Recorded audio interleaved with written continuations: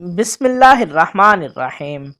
میرے استاد نے ایک اسٹوڈنٹ سے بات کرنے کے لیے کہا جو علل اعلان اسلام چھوڑ چکی تھی۔ میں نے اسے ڈاکٹر صاحب کا حوالہ دے کر ملنے کا وقت مانگا۔ ملاقات ہوئی اور جیسے ہی اسے پتہ چلا کہ بات اسلام سے متعلق ہے تو وہ کہنے لگی میں 28 سال اسلام دیکھ کر ہی یہاں آئی ہوں۔ اسی اسلام کی بات کرنے آئے ہو تو اپنے اسلام سمیت یہاں سے چلے جاؤ۔ میں نے کہا نہیں، میں تو اس اسلام کی بات کرنے آیا ہوں جو قرآن بتاتا ہے۔ ایران اور سعودی عرب میں جو کچھ موجود ہے میں اسے اسلام کا چربا سمجھتا ہوں۔ وہ یہ سن کر کچھ نرم پڑی لیکن کہنے لگی میں نے تسلیم کر لیا ہے کہ میں کائنات میں اور کائنات خود ایک حادثے کے باعث موجود ہے۔ میں نے کہا چلیے ہم یہ مان لیں گے، لیکن کیوں نہ کائنات اور ہمارے نفس میں موجود ان نشانیوں کی بات کر لیں جن پر قرآن غور کرنے کو کہتا ہے۔ پھر اللہ نہ ملا تو تم اکیلی کیوں اسلام سے نکلو گی، اکٹھے ہی چلیں گے۔ اور وہ مان گئی۔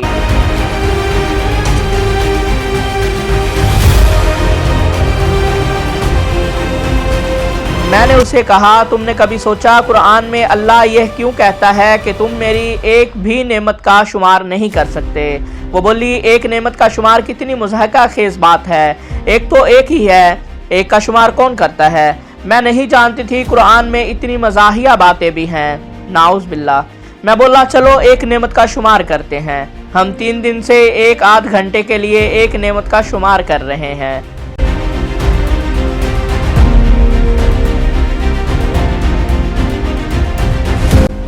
میں نے اس ملحد ایرانی لڑکی سے کہا چلیے میں تھوڑی دیر کے لیے تمہاری بات مان لیتا ہوں کہ کائنات کے اس خاص حصے یعنی زمین پر تمہاری موجودگی ایک حادثہ ہے۔ حادثے کی دین ہی صحیح، تم اس زندگی کو ایک نعمت تو مانتی ہو نا؟ وہ کچھ کنفیوز ہو گئی اور بولی نعمت کہوں گی تو تم کہو گے یہ نعمت دینے والا بھی کوئی ہوگا، کیا تم یہی گھسی پٹی دلیل لے کر آئے ہو؟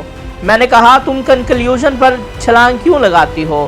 تم بھول گئیں کہ ہم تمہاری بات مان کر آگے بڑھ رہے ہیں کہ کائنات اور زندگی ایک حادثہ ہے۔ میرا سوال تو بہت سادہ ہے، کیا تم اس بات پر خوش ہو کہ اس حادثے کے باعث تمہیں زندگی ملی؟ وہ بولی ہاں یہ اتفاق حسین ہے۔ میں نے پھر پوچھا گویا زندگی کو تم بہرحال نعمت سمجھتی ہو؟ وہ کہنے لگی ہاں زندگی ایک نعمت تو ضرور ہے۔ میں اس کے اس اقرار سے خوش ہوا اور کہا چلیے اب اس نعمت کو شمار کرتے ہیں۔ وہ مسکرا کر کہنے لگی یعنی اب تم قرآن کی اس بات کی طرف آ رہے ہو کہ تم اللہ کی ایک نعمت کو بھی نہیں گن سکتے۔ میں نے کہا کیا تمہیں خوشی نہیں ہوگی اگر تم اسے گن کر قرآن کا دعویٰ جھوٹا ثابت کر دو؟ نعوذ باللہ۔ اور تمہیں میری شکل میں ایک ایسا دوست مل جائے جو اسلام چھوڑ کر تمہارا ہم نوا ہو جائے۔ اس نے مسکراتے ہوئے کہا چلو ٹھیک ہے پھر گنتے ہیں۔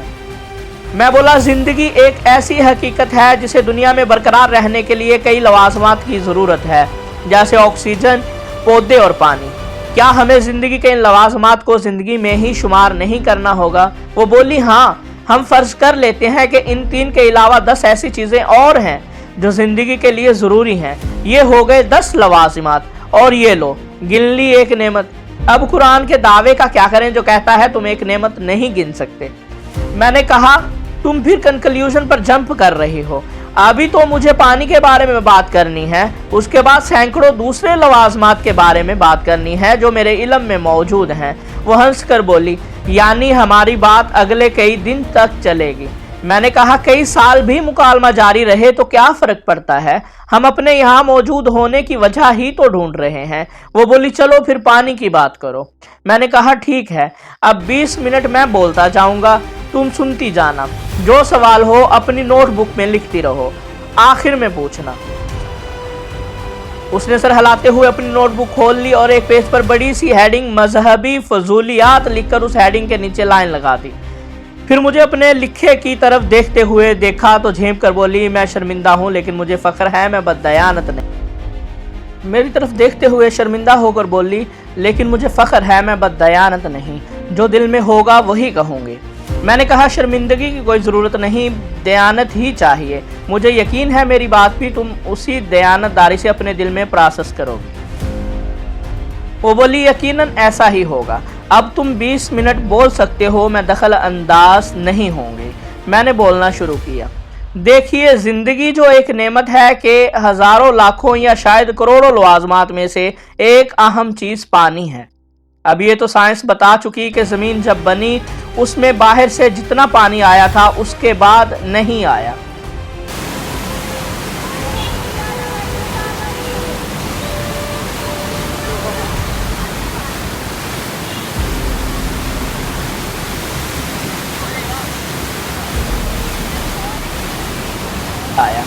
قرآن یہ بھی بتاتا ہے کہ پانی باہر سے ہی زمین پر آیا تھا، لیکن اس نقطے پر پھر بات کریں گے، اسے اپنے نوٹس میں لکھ لو اور غور کرو۔ جب حادثے سے دنیا بن گئی اور مزید پانی بھی نہیں آیا تو پھر زمین پر پانی ختم کیوں نہیں ہوا؟ اس کی وجہ مبینہ حادثے سے ہی زمین کے گرد بننے والی وہ اوزون کی تہ ہے جو نہ صرف سورج سے نکلنے والی مہلک ریڈیشن کو زمین پر پہنچ کر زندگی ختم کرنے سے روک لیتی ہے، بلکہ اس پانی کو بھی ایک حد سے اوپر نہیں نکلنے دیتی، جو سمندروں سے بھاپ بن کر بظاہر ضائع ہو جاتا ہے۔ اگر یہ اوزون کی تہ نہ ہوتی تو زمین کا پانی ختم ہو جاتا۔ بات یہی ختم نہیں ہوئی۔ جب یہ پانی جو کہ کھارا اور پینے یا خشکی کے پودوں کے قابل نہ تھا اوپر جاتا ہے تو وہاں بجلیاں کڑکنے سے اس میں نائٹروجن بھی شامل ہو جاتی ہے، جو پودوں کے لیے ضروری ہے، اور بارش کے ذریعے نیچے آتے ہوئے اس کا کھارا پن بھی جاتا رہتا ہے۔ کیسا خوبصورت حادثہ تھا کہ اس نے ان باریکیوں کا بھی خیال رکھا۔ ابھی بات ختم نہیں ہوئی۔ چونکہ پانی خشکی کا 2/3 سے بھی زیادہ ہے، اس لیے سمندروں سے بھاپ بن کر اڑنے والا پانی اتنا زیادہ ہوتا ہے کہ اگر یہ سارا نیچے آ جائے تو زمین ڈوب جائے۔ حادثے نے اس بات کا بھی خیال رکھا۔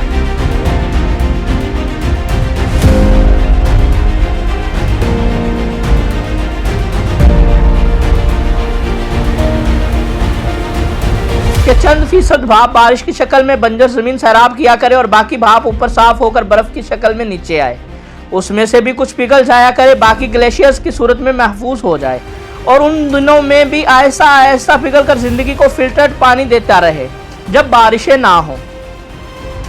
ذہن میں یہ سوال اٹھے گا کہ سمندر کا پانی کھارا ہی کیوں ہے؟ یہی صاف ہوتا تو زندگی کی حفاظت کے لیے باقی حادثوں کی ضرورت ہی نہ پڑتی۔ دیکھیے، اگر سمندر کا پانی کھارا نہ ہوتا تو وہ آبی مخلوقات ہی نہ ہوتی جو صرف کھارے پانی میں زندہ رہ سکتی ہیں، اور ان کی زندگی انسانوں سمیت زندگی کی دیگر شکلوں کے لیے بہت ضروری تھی۔ اب حادثے کا ایک اور کرشمہ دیکھیے۔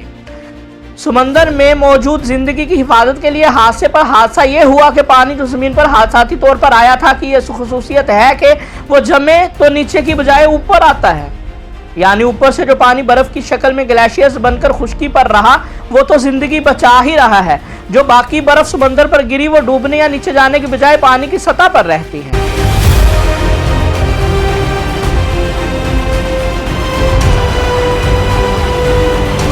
وہ سطح سردیوں میں موٹی ہو جاتی ہے اور سردیوں میں سردی نیچے پانی میں نہیں جانے دیتی جہاں وہ کروڑوں مخلوقات زندہ ہی نہ رہیں۔ اگر باہر کی شدید سردی سے پانی ایک خاص حد سے ٹھنڈا ہو جائے، کتنے کمال کے حادثے ہیں جو مسلسل ایک دوسرے سے مل کر کام کر رہے ہیں، اور مزید کوئی ایسا نیا حادثہ بھی نہیں ہوا جو تسلسل سے ہونے والے حادثوں کا تسلسل اور وہ فریکوینسی توڑ دے جو ہلکی سی بھی بدل جائے تو وہ زمین پر ہر قسمتی زندگی کا آخری دن ہے۔ جو ہلکی سی بھی بدل جائے تو وہ زمین پر ہر قسم کی زندگی کا آخری دن ہو۔ گویا حادثے میں ایسے کسی حادثے سے ہمیشہ کے لیے بچنے کا انتظام بھی حادثاتی طور پر موجود تھا، تاکہ زمین پر حادثاتی طور پر پیدا ہونے والی زندگی کسی حادثے کے باعث ختم نہ ہو جائے۔ دیکھیے، یہ ساری کہانی آسمان کے ہماری زمین سے اڑنے والے پانی کے واپس لوٹ آنے سے شروع ہوئی۔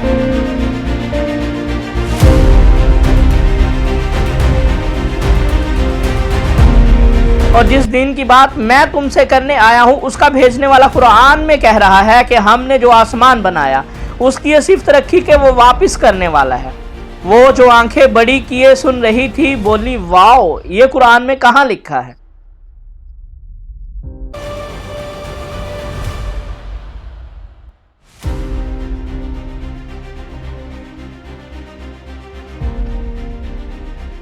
جب اس ملحد لڑکی نے مجھے ٹوکا تو لگا جیسے میں اس منظر سے باہر نکل آیا ہوں جو اللہ کی ایک نعمت کا شمار کرتے ہوئے میرے لاشعور میں چل رہا تھا۔ یہی طے ہوا تھا نا तुम अपने सवालात मजहबी फजूलियात वाली हेडिंग के नीचे लिखती रहोगी और अपनी बारी पर पूछोगी। मैंने उससे पूछा तो वो बोली सॉरी, रहा नहीं गया। ये बहुत सरप्राइजिंग है कि कुरान ने तुम्हारे बकौल आसमान को लुटाने वाला कहा है। और हमारी डिस्कशन से तो ये बात वाज़ेह है कि ओजोन में पानी लौटाने वाली सिफ्त ना होती तो ज़मीन पर ज़िंदगी पैदा ही ना हो सकती। तभी मुझे तजस्सुस हुआ कि देखो कुरान में आसमान के लौटाने की खसूसियत का जिक्र कहाँ है। मैंने उसे सूरह अत-तारिक की 11वीं आयत दिखाई। कुरान का तर्जमा अमूमन अर्रजे का सादा सा मतलब करते हैं। मैंने उसे कुरान की 6 अलग अलग तफासिर और लुग़त दिखाई तो वो कहने लगी हाँ ठीक है, अभी तक तुम अपना केस ठीक पेश कर रहे हो, आगे देखते हैं। मैं बोला लेकिन तुम अब सवाल लिखती रहोगी और अपनी बारी आने पर पूछोगी। उसने हाँ में सर हिलाया तो मैं अपनी बात जारी रखते हुए बोला मैं तुम्हें पानी और खुश्की का वो तनासुब भी कुरान में दिखा सकता हूँ जो उस वक़्त ज़मीन पर मौजूद है। चाहो तो इस नुक्ते को अपने नोटिस में ऐड कर लो।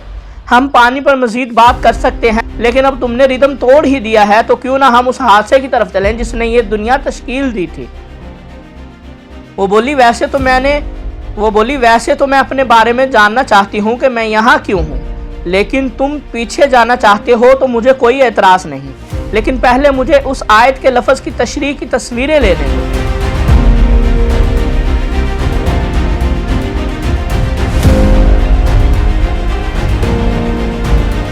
वो तस्वीरें लेने लगी तो मैंने पूछा ये बताओ तुम्हारा फ़ोन क्या जदीद तरीन है।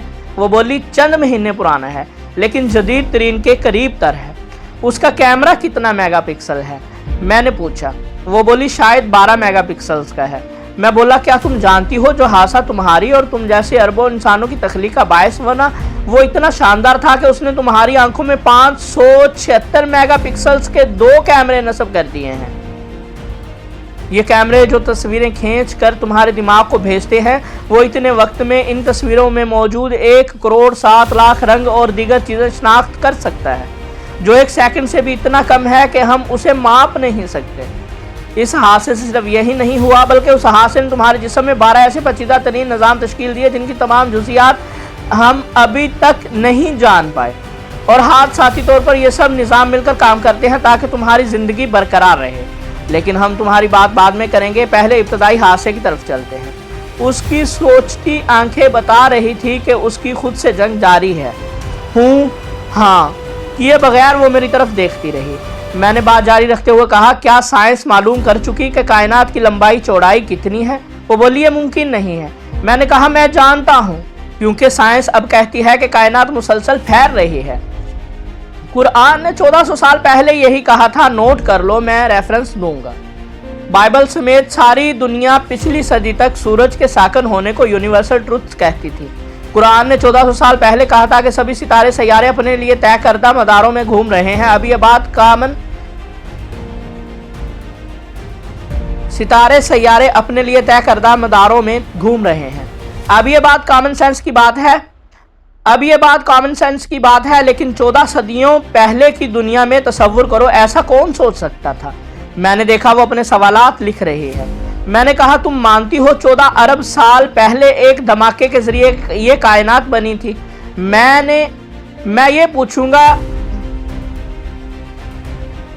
पूछूंगा ही नहीं कि जिसने 250 अरब से ज्यादा कहकशाएं तश्कील दी वो धमाका हुआ किस चीज में था। धमाके पहले क्या थे? क्या ये अपनी नौइयत का पहला और आखिरी धमाका था या ऐसे हादसे कहीं और भी हुए?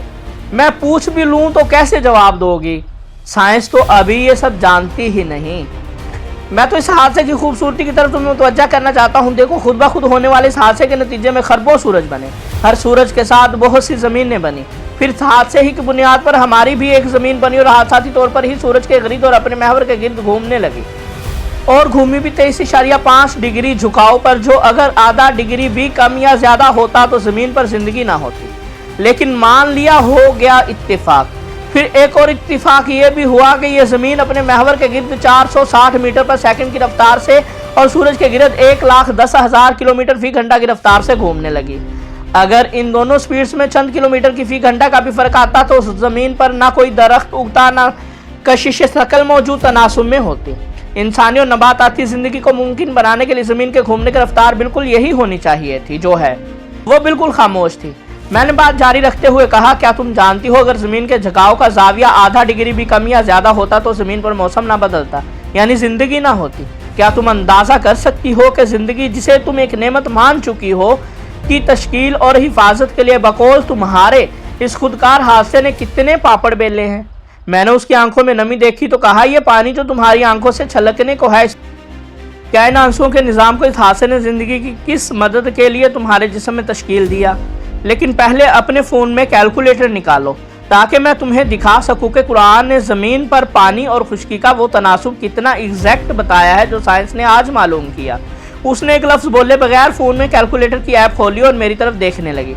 मैं उसके चेहरे के तासुरात से जान सकता था कि वो अल्लाह पर ईमान ले आई है, लेकिन मुझे कोई जल्दी नहीं थी। मेरा मकसद मुसलमानों की तादाद में एक और मुसलमान का इजाफा कभी रहा ही नहीं।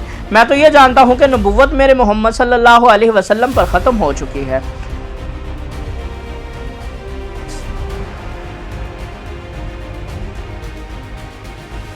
वो अल्लाह का पैगाम मुकम्मल करके अमल में ढाल कर तो दिखा गए, लेकिन अपनी असली और इंसानी मजबूरियों के बायस दुनिया के हर खित्ते और हर दौर के अफराद तक खुद चलकर वो पैगाम नहीं ले जा सके।